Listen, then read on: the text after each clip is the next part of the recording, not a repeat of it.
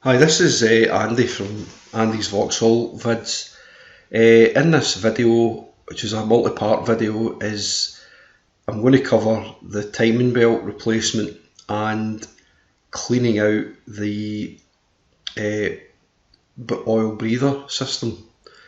It's quite apparent there's an oil leak or multiple oil leaks round about maybe the rocker cover gaskets and down towards the sump. So I'm going to take all these rocker cover gaskets off, clean them, clean the rocker covers, put new gaskets on, put the sealant on. But just at the moment, I'm starting to strip off the air pipes, which will let me take off the air pipe section which sits down between the radiator and the front of the car. So I need to take off the two bellow pipes you can see, and then I need to take off the pipe from the air filter that goes from there onto the air pipes, and I've also need to remove the vacuum pipes, and I think there's two multi-plugs to remove as well for the sensors, and then once that's off I can start taking off the securing nuts that hold that section in. So at this point I haven't drained the coolant out the car yet, but I will need to do that because the pipes that I need to take off, the water pipes and stuff, will pour water all over the front of the car, so I need to take the drain plug out the bottom of the radiator.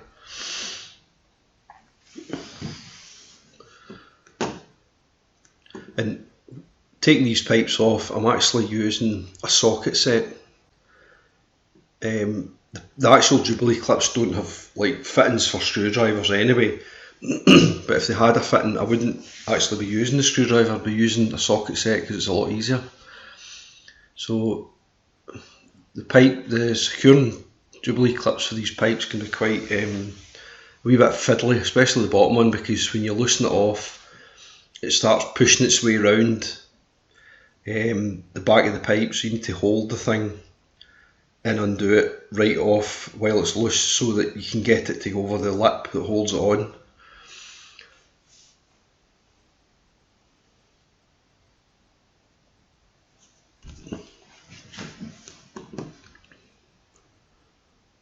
As you can see, it's still a bit tight, I can't get it off, so I need to loosen the Jubilee clip a bit more.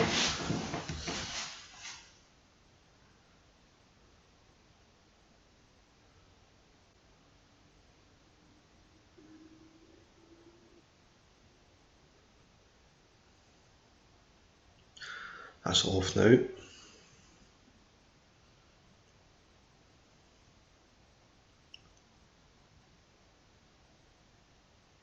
I just usually check them for any cracks or splits or anything, but I've never seen one that's been torn or anything, so usually they're okay. And then just looking at the vacuum pipes I need to take off now. There's a little clip at the back that holds one of the pipes that goes right down into the sort of vacuum reservoir section, so I need to take that off, and then I need to once I take the air pipe section out, then what I usually do is remove the reservoir. It's just two little bolts to hold it on, so just take that off out of the way at the moment. I don't need to take the pipes off, and I like to just keep the pipes on in place where they are at the moment. So just taking this pipe off here, and then that means that air filter pipe can come off as well. It's a little bit more accessible than the bellow pipes at the front.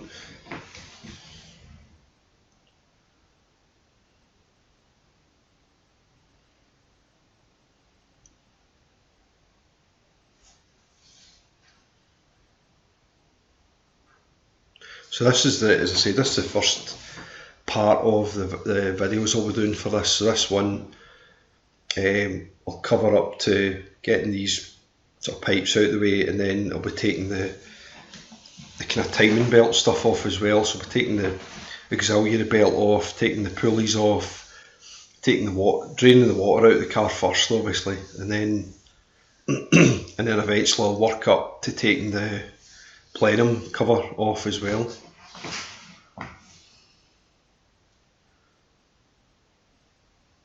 So I'm taking off one of the nuts that holds the air pipe section in.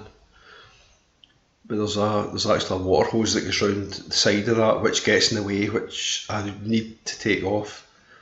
But I'm just taking the nut off just at the moment, and there's one nut at the front as well, just down there.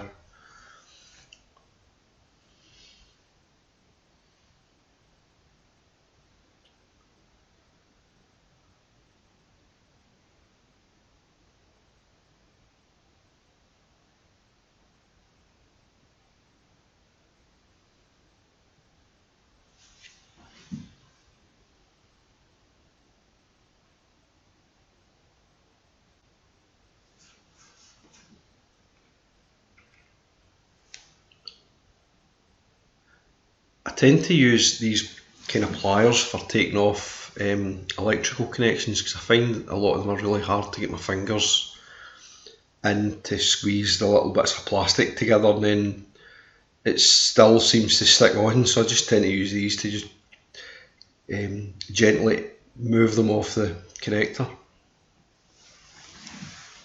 It's a lot easier than putting your hands. You get hands like mine, which are kind of quite big, kind of fat fingers. I can't really get into a lot of these little corners and places to get these connectors off. It's quite handy using a pair of pliers like that, or parrot grips as I call them. You can see that's starting to loosen off now.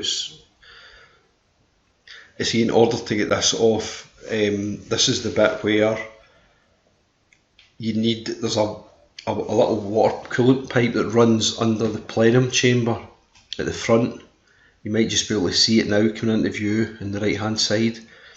That gets in the way of taking the air pipe box out, so you need to drain the coolant and then take that pipe off, which is accessible right underneath. You need to squeeze your pliers right under and pull the clip off, or move the clip round to get access to it, and then pull the pipe off.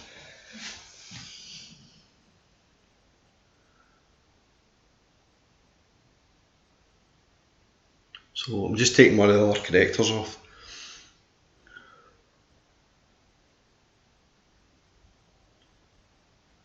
My famous parrot pliers. You have a bit fiddly at that depth, I think.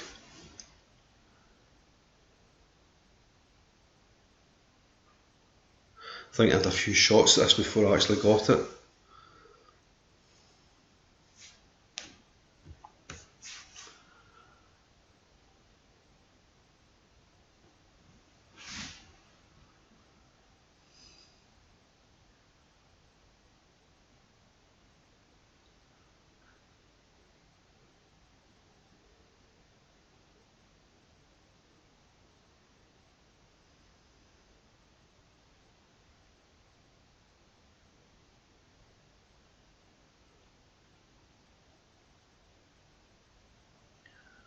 So one of the pipes at the back I need to take off. There's two vacuum pipes, one run down to a T-joint and another one section that goes to the vacuum reservoir, and then one goes straight from the multi-ram straight down to the vacuum reservoir as well.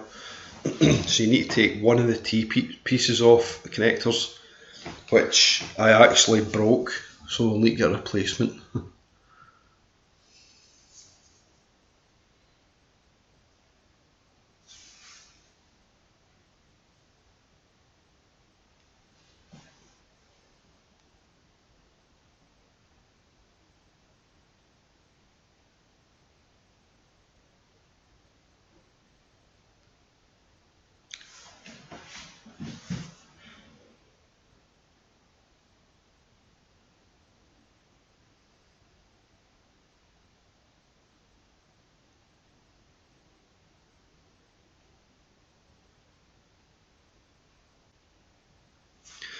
This is me trying to work out or remember how I've done this before, because I've done it in my other Amiga, and you always think, oh, remember the next time, but it's depends the way you take it off. Sometimes it can make it a lot harder, difficult to, replace. You want to take as minimal things off as you can possibly do, but obviously make sure they're out the road of your workspace.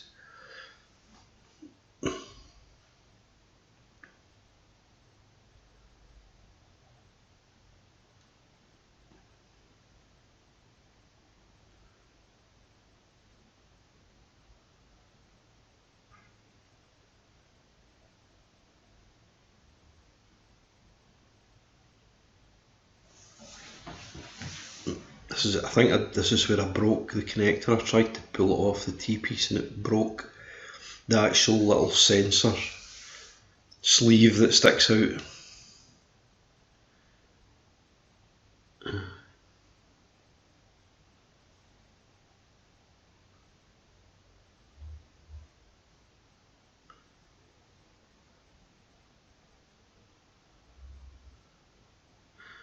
Yeah, so I took that off, and the other connector, and it's broke off, I think, in the back.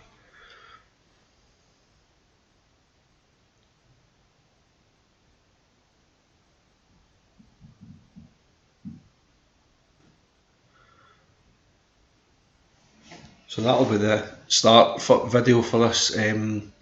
I'll be making another video up and produce the rest of the content for the rest of the work in the next video. Thanks.